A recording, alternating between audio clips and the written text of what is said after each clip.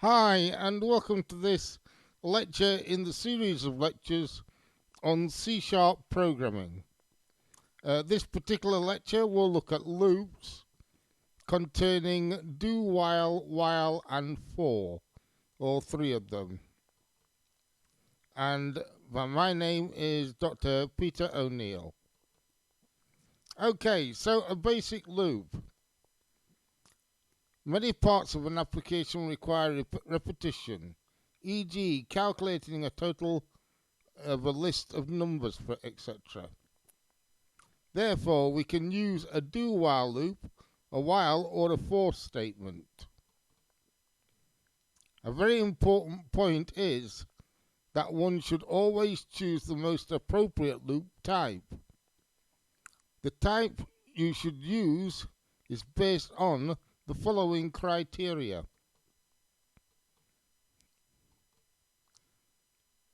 If it is a deterministic loop, i.e. account controlled, then you should be using a for loop. Right? This means we know how many times we're going to have to go round. So therefore, because we know, we can use a for loop, because we have a beginning and an end. Second one, a non-deterministic loop. That means we're not sure how many times we will have to go round, but we know that we will want to go at least execute what's in the loop at least once. So this will be quite useful, for example, for things like menu drivens, where you can enter things like Q for quit or F for file and so on. And finally, our third one is a non-deterministic loop where you do not wish to execute the loop statement that's a bit inside the loop even once. And that is, of course, a while loop. So you've got your main list here, your for loop, which is deterministic, and how many times I want to execute the actual loop itself. The non-deterministic, which means that I do want to execute at least once the loop in the body of the statement body. And the non-deterministic, where I may not want to execute the loop once, even once. And they give us our for, our do while, and then our while. So let's first of all look at the while statement, which, remember, will be very useful for a non-deterministic loop where we may not want to even enter the loop even in one instance. For example, a while loop will be used to check to see if the user, remember that's not you, has entered the correct password, for example. So let's say the password is basic. And our loop would look like this. So here's our code, which contains a button and an event. So string attempt, semicolon, attempt equals or becomes my dialog's input box. Please enter your password. And then it goes while attempt is not equal to basic. So if it's not equal to basic, which is a true, say for example in this instance it may be true, it is not basic, then it will show a message box saying incorrect, please try again, and then ask the user for another input, which is attempt becomes my dialogues, please enter your password. It is important to note that after our message box saying that it's incorrect, that we must have another way of getting the user to input a new suggestion for their password. Otherwise, attempt will always remain the first entrance. So you must have one inside the loop in order to get yourself out of the loop. And the way, of course, you get yourself out of the loop is by the user typing in the word basic. Please note it was case sensitive. Once the user enters that, it then no longer does not equal basic, it does equal basic. And therefore, because it's not equal to, it equals false and drops out. If the condition within the while loop is not met, then while is true and it will go inside the loop. If the condition in the while loop in this instance is basic and it is true, then it doesn't meet the condition and therefore it gets a false and drops out and puts message box, welcome to the program. So let's quickly have a look at that. So this is the start of our while loop. And this, of course, is the end of our while loop. This is our condition. Yep. And this is the true. So if the condition is true, it does not equal basic, we do this. Alternatively, of course, if it is false, then we go, welcome to the program. Because the condition was met. It isn't. It's not equal to basic. So it means it is equal to basic. And you can see that source code in loops while for 1. Okay, conditions. Here are the C# comparison operators. So equals equals is equal to. So these, remember, are evaluations of a condition.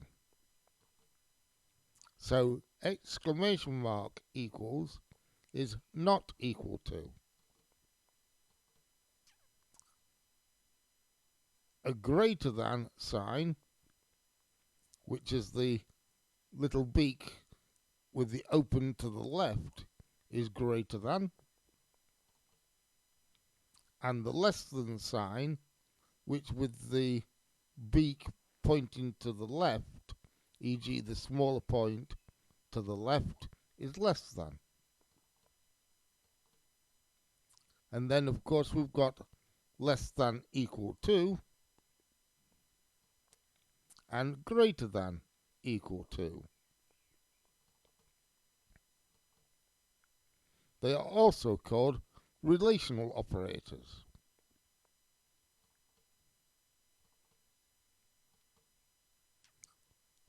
We can also combine several conditions using logic operators. So, our logic operators are ampersand ampersand equals and. 2 pipes equal or. By the way, for those of you that are not familiar with the keyboard, the 2 pipes generally are at the side of Z with the shift key.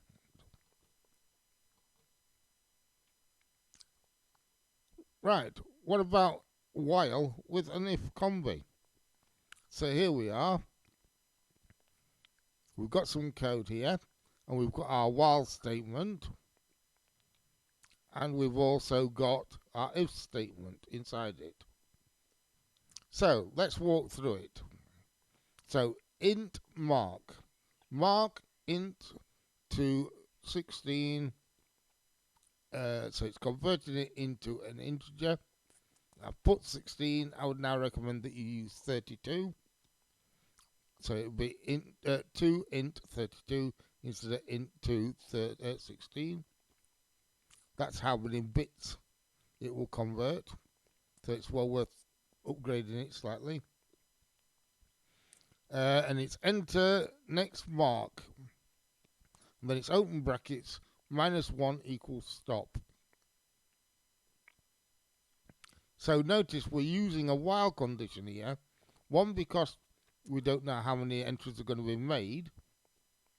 So there we can't use a for statement because we don't know how many is going to be made. And also, we may want to quit without actually going in to the inside of the loop. So if you like, -1 is the equivalent of our q. Yeah? But of course we can't have q because we're converting it into an integer. So therefore we have to have a minus number as our termination. So our condition is while mark not equal to -1. So if I entered 35, okay, then it wouldn't be met. So therefore it would be true. And therefore it would go inside the loop. Then it would check our if statement. If mark is greater than 40, it would show pass, or greater than equal to 40.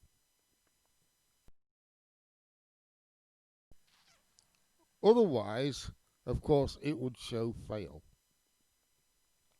And then notice again, we have our mark becomes convert to int16 my dialog's input box. Remember what I said, inside the while loop and the do while loop, you must have an entrance for the user to enter a new figure. Otherwise, it will retain that figure that you first put in and continue to go around the loop forever. So then the user puts in -1, it goes up to the top, does mark equals -1? Yes, it does. Therefore, that's false. And therefore, it drops out and prints done. And you can see that in the source code loops while for number 2. Okay, so let's go on to a do while loop. With a while loop, we must meet the condition before entering the loop. However, with a do while loop, we will execute the lines of code within the loop at least once. For example, if we know the user is going to input at least once, even if the input is to quit the process, as here.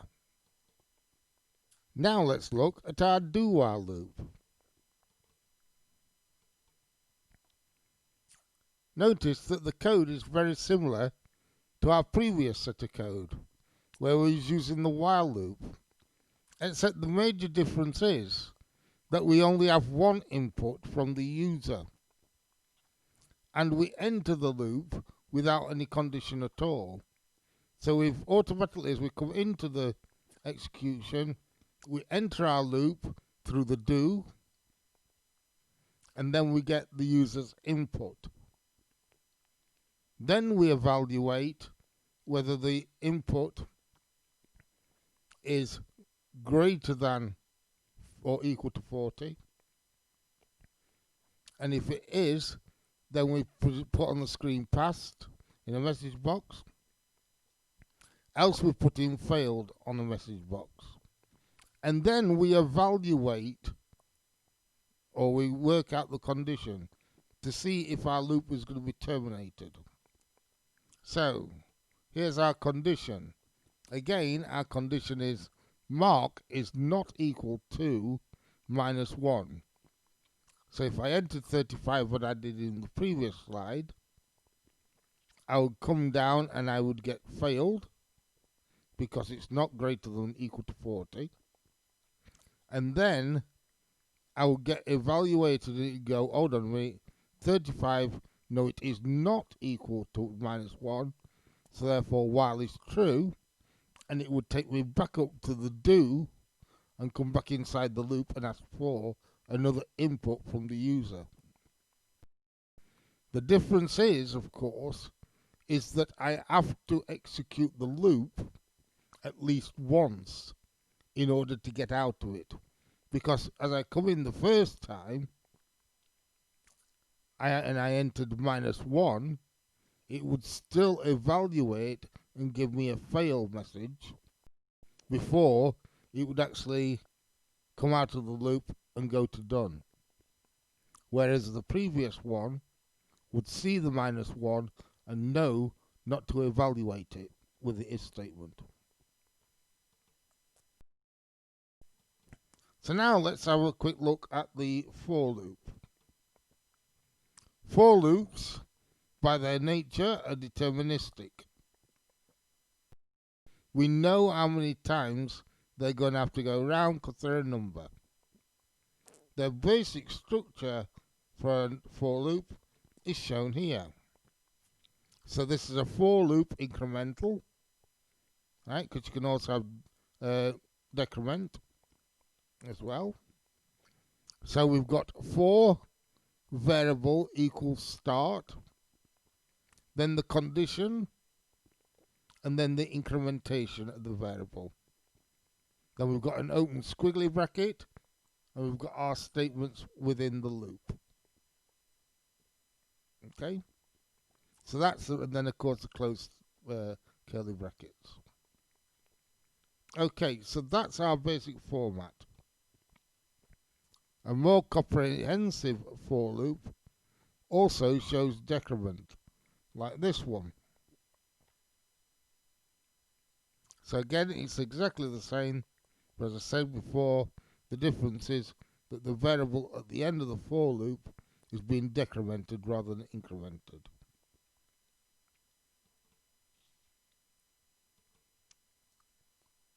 So, what does it look like in code, in real terms? So we've got for int I, because we've got this as a variable, so we have to declare it as a variable, will equal 1. If I is less than equal to 10, our condition, then I will be plus plus. Now plus plus is a short way of putting I equals I plus 1. Okay? And we've then got the open squiggly brackets, then a message box saying present number is, and it says plus I. Now that doesn't add 1 to I, that concatenates the value onto the end. Notice I've been rather naughty, right? Because I is an integer. A message box takes char or characters or strings.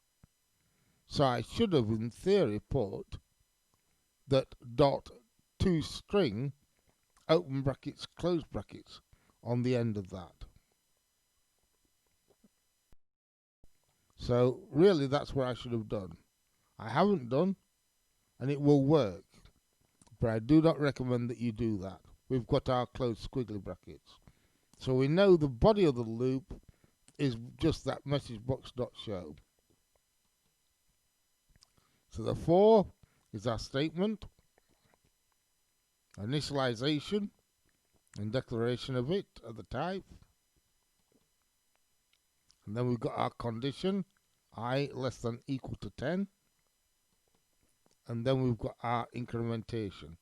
And as I put here, I equals I plus 1 is abbreviated into I plus plus. And of course, the statement. So can you see how it now follows the actual description on the previous slides? And you can see a copy of this on loops for while or while for number 3. Right, 4 with a step. Now, as I've said, that we can actually go backwards and forwards, but also what we can do is we can increment in more than one at a time. So here's an example. For I equals 1, I less than 10, I plus equals 1, 2. So what that does is it adds 2 to I every time it goes round. So in the first instance, it would be 1. In the next instance, it would be 3. because I is 1 and I plus 2 is now 3. So we print it out as 3. And then next time it will be 5, then 7, then 9. Now the one after 9 will be 11. And that is greater than 10. So therefore we don't get that. And we terminate and come to the closed squiggly bracket and then show the message box done. Interestingly here as well, I put a little error in there for you to work out for yourselves, but I will actually tell you this as well, that messagebox.show, open brackets, open speech marks, done, close speech box, close brackets, of course should have a semicolon on the end. Note that the for loop does not. And if you put one at the end of it, it will only execute the line once. It will not go back to it. And it completely then ignores the open and closed squiggly brackets because there is a pair. So let's quickly go through it again. So for loop is 1.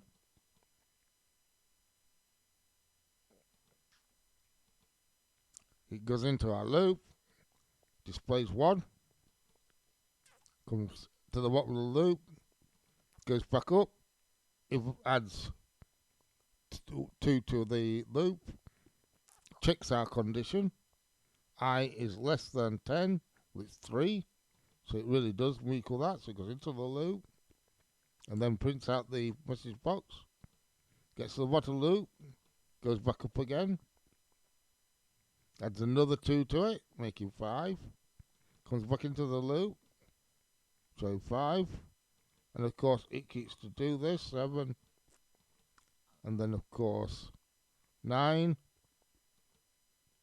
goes back up to the top, adds 2, oh, no longer valid, it's now 11, so drops out and puts message box dot done, which in my slides it doesn't show the last one, but there we go. Okay, so any questions, please email me or speak with me during your tutorial session. Thank you. Bye everyone. See you in your tutorials.